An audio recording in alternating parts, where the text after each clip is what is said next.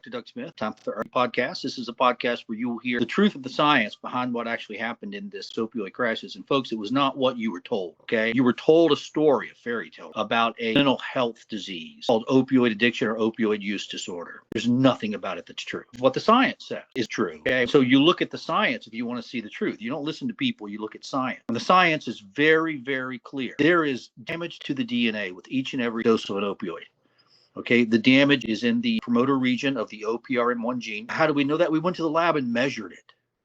And we were by no means the first. There is a long list of researchers who have gone into the lab and measured the methylation from the opioids. Google DNA methylation opioids. Make sure you look at the study by Sandoval Sierra out of the University of Tennessee, the Memphis branch. Took about 33 volunteers at the local clinic, people who had never taken opioids in their life, and was able to measure damage to the DNA after just a few doses of hydrocodone or oxycodone. Didn't take much opioid at all to produce measurable damage to the DNA. And if you go back and look over the past couple of days, what we've been looking at was an epidemic of cardiovascular deaths in this country, nowhere else in the world, that began in 2011 and ended in 2023. It looks like about 4 million dead. What explanation have you heard from the CDC or anybody else? And the answer is none. All you'll see is COVID. Well, it's very clear that epidemic began in 2011, and COVID didn't begin until March of 2020. The whole COVID thing is just smoke and mirrors, folks. That's all it is. We looked at 4 million people that died. They died from being in opioid withdrawal, what we call the signature disease, what most people call opioid withdrawal. That's what they died from. Opioid withdrawal is not life-threatening in and of itself.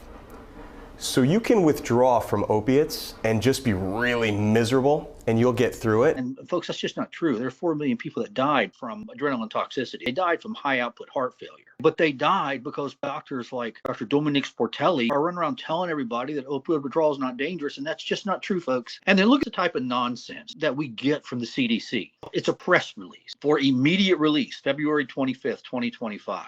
CDC media relations. What do they need media relations for? What you see is almost in a celebratory tone, as if their treatment and their talk therapy had done any good at all. It hadn't, but that's what they're believing here. Why do we get a 24% decline in U.S. drug overdose deaths? Because 4 million people who were genetically damaged by the opioid died during an episode of opioid withdrawal, despite what the psychiatrist said. They're dead. They're not out buying fentanyl. They're not out overdosing anymore. Why did U.S. drug overdose deaths go down? Because these people died with no intervention and no treatment whatsoever. They died like dogs. If they'd gone to the emergency department, they would have treated you like you weren't even a human being. Oh, you did this to yourself. You just need to suffer. Yeah, you did this to yourself by trusting the healthcare industry, by trusting the FDA, because you never believed the FDA would allow a product into the population that would cause the type of genetic damage that the opioids cause. Take a look at 2 studies by Dr. Eliza Walkman out of Boston Medical Center. And in the first study, what Dr. Walkman did was brilliantly link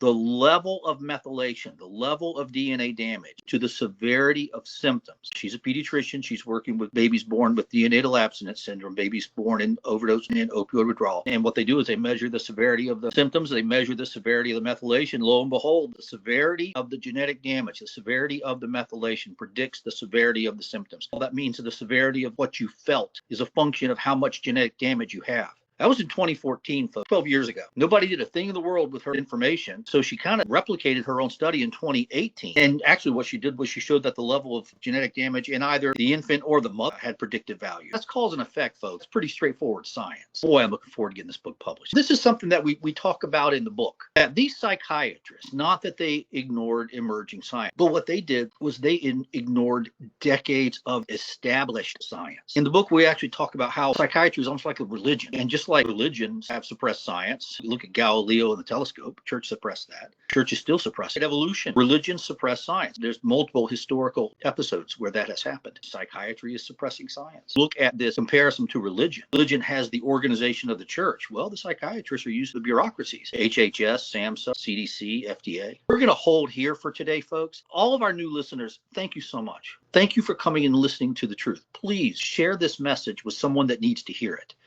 Okay, don't forget to like and subscribe to us. Don't forget to post this on your social media, everybody else's social media. Everybody have a wonderful afternoon, and we will see you tomorrow. Bye-bye.